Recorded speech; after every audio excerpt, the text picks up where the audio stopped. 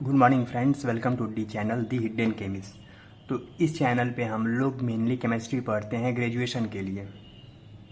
तो फिर स्टार्ट करते हैं। जैसे कि पिछले लेक्चर में हम लोगों ने डिस्कस किया था स्क्रोडिंगर वेव इक्वेशन के बारे में, और इस लेक्चर में हम लोग जा रहे हैं डिस्कस करने डी ब्रॉगली इक्वेशन के बारे में।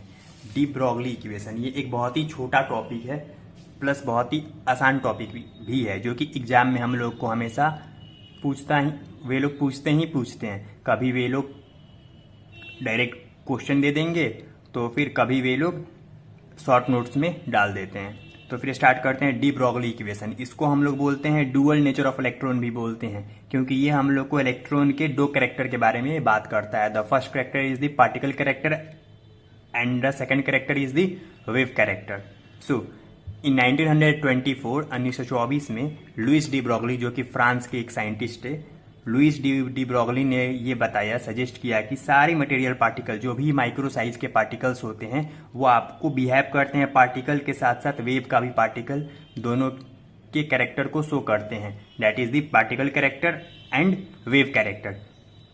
अब जब कोई भी मटेरियल पार्टिकल वेव की तरह बिहेव करेगा, तो उसका कुछ वेवलेंथ होना चाहिए, और उसी के वेवलेंथ को कैलकुलेट करने के लिए उन्होंने एक इक्वेशन दिया था, and this equation is known as de Broglie equation. To calculate the wavelength of the wave associated with a material particle. Material particle होगा तो उसका वेव होगा, उसके बाद उसका वेव होगा तो वेवलेंथ भी होगा। तो उसी को कैलकुलेट करने के लिए उन्होंने एक इक्वेशन को डिराइव किया था, and that equation is known as de Broglie equation. और उसे हम लोग देते हैं given by lambda is equal to H by M v, where lambda is equal to wavelength, h is equal to Planck's constant, जिसका की value होता है 6.626 into 10⁻⁻34 joule second, m is equal to mass of the material particle, and v is velocity of the material particle. तो अब इसका derivation कैसे है, ये इक्वेशन कैसे निकला, इसको भी हमको जानना है। तो ये इक्वेशन निकालने के लिए हमको बस दो लॉज को एक साथ कंबाइन कर देना है। तो स्टार्ट करते हैं derivation. De Broglie calculated the wavelength को उन्होंने कैसे कैलकुलेट किया था, तो एज फॉलो, उन्होंने फोटोन के साथ उसे कंपेयर करके कैलकुलेट किया था। फॉर वेव कैरेक्टर, यदि फोटोन का आपका वेव कैरेक्टर होता है, तो हमको मालूम है कि प्लैंक्स क्वांटम थ्योरी से एनर्जी जी कैसे लिखते हैं, E is equal to H nu, और न्यू को हम लोग लिखते हैं C by lambda, velocity of light by wavelength.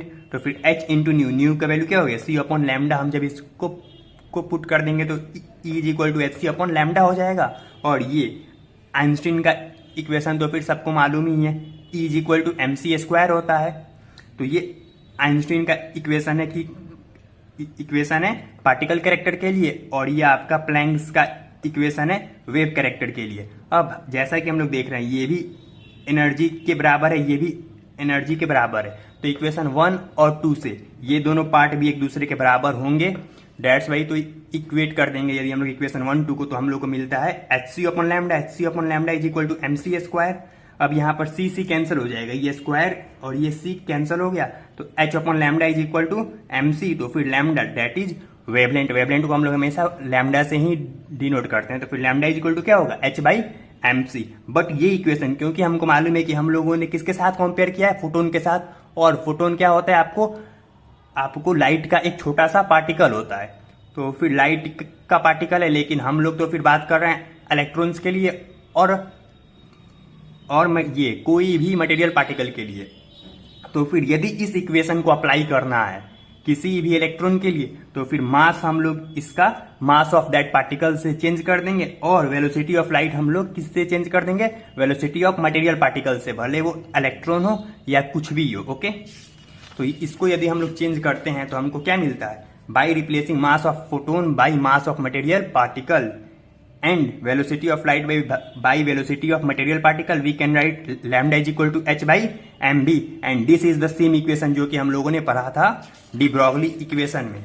Lambda is equal to H by M B and same lambda is equal to H by M B, और इस तरह हम लोगों ने इसे डिराइव कर दिया। यदि इसके बारे में हम लोग थोड़ा बात करें, तो फिर एम भी इज इक्वल टू क्या होता है, मोमेंटम होता है। मोमेंटम को हम लोग पी से डिनोट करते हैं, तो फिर क्या हो जाएगा हम लोग का, lambda is equal to H by M भी को हम लोग क्या लिख सकते हैं, पी लिख सकते हैं, और इसको हम लोग ऐसे भी लिख सकते हैं, lambda inversely proportional to momentum, क्योंकि एच क्या है, कांस्टेंट है, तो फिर ये आपका इनवर्सली प्रोपोर्शनल हो जाएगा, दैट्स वाई।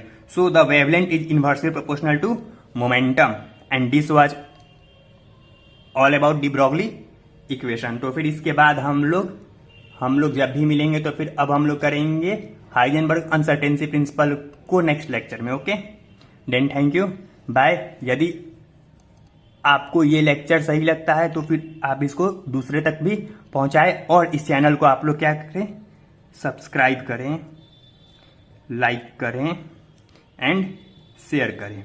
ओके और कमेंट करके आपको हमसे कुछ भी पूछना हो तो आप हमसे पूछ भी सकते हैं, प्लस हमें कोई आप सजेशन भी दे सकते हैं। Okay then thank you, bye.